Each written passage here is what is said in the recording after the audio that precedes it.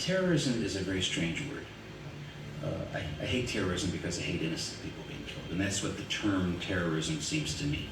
That you create such hysteria that people follow your point of view, or they're forced to follow your point of view. 9/11 was an absolute terrorist event, which was just to horrify the world and kill innocent people totally.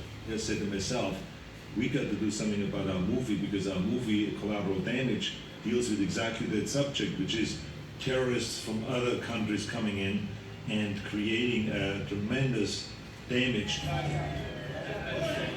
The similarities were just too much. Now we have decided that enough time has lapsed so the movie can now stand by itself and on its own and be out there as a great, interesting piece that deals with terrorism, and I think this is very important.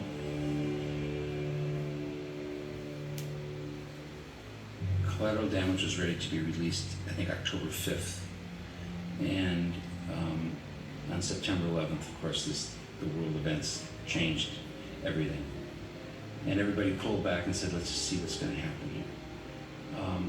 And then in November, Warner Brothers tested the picture with an audience, and people said, we understand why you pulled the release, and we think it was appropriate, but now we'd like to see this film. We enjoy this film. We'd like to have it in the theaters. Mr. Brewer, I can't imagine what you're feeling right now, but you cannot take the law into your own hands. Prior to September 11th, it may have been taken as just entertainment.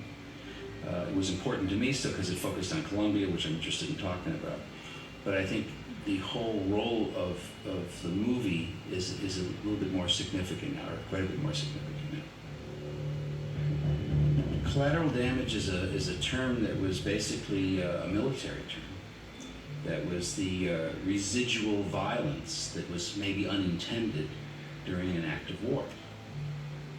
And it's one of those things where we say, well, we killed we hit our target and we lost some innocent people. That's the collateral damage. It's the price you accept you pay during warfare. What attracted me to Collateral Damage was the fact that the lead character, Gordon Brewer, was a man who saved lives. His day-to-day life was being a fireman. And because of a tragic event which kills his wife and his son, he goes on a mission for revenge. And along the way he learns also that the man he's chasing lost a child like he did. So there's a real parallel here. And there's a story about a very heroic character who realizes that violence begets violence. And he tries to stop short of becoming this monster. And at the same time, he uses his skills as a fireman to stop more violence.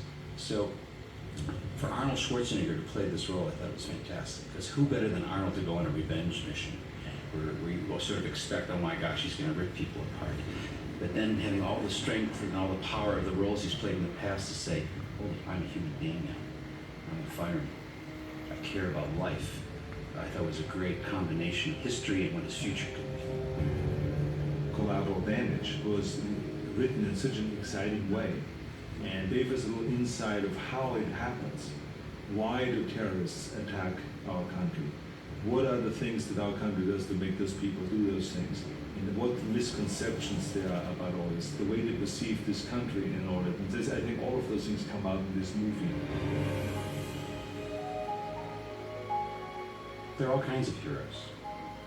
There are unspoken heroes. There are heroes who don't do anything, and are heroes in terms of because they refuse to go along with the stream, and they stop and say, you can't get me to do that.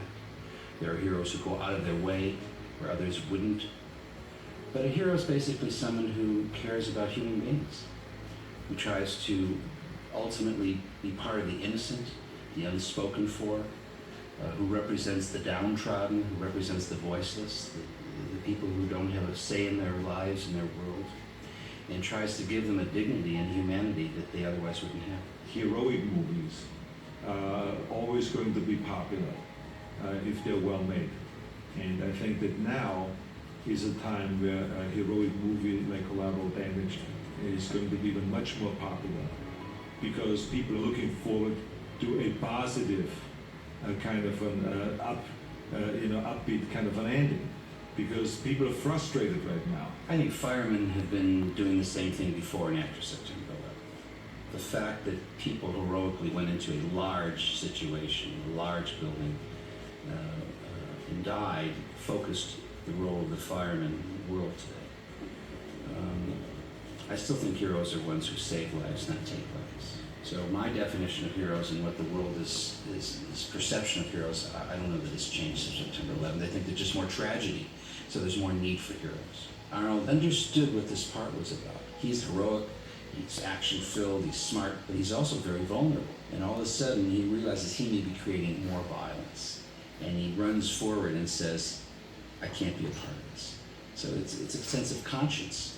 And that's why he's an interesting character, I think, because he doesn't let that go from his heart.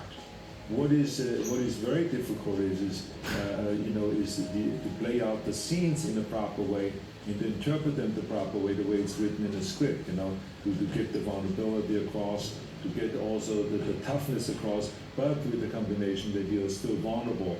That is always, I think, the big responsibility, to act those things out and to really be the character. You talk about heroes, I think he walks a very interesting line here between being a guy who's going after the bad guy, quote unquote, and yet not being simplistic about what it is that he is as a human being. And I think people are ready for that with him. I think the film has taken on more significance. I think it's taken on a more important role in terms of looking at all the sides of terrorism, the motivations and the tragedies of terrorism. I think there would be a great anticipation for this movie to come out because the subject is fresh and it has a very interesting message here. When you violate somebody, it doesn't stop. I mean, yes, you can stop somebody from rising up for a certain period of time, but then that kid's kid will find out what happened to his father or his grandfather. We're looking at events all over the world, whether it be the Middle East, or Bosnia, or Southeast Asia, or Ireland, where thousands and hundreds of years of animosity are still percolating. That's what collateral damage talks about. Those are the innocent people, the periphery of the battle. You get so defensive, you become offensive. So, we have to learn as a species how to be human beings. We're born as animals, and every generation has to be loved and educated into what it means to be human. If we miss a beat, then we have terror in the world.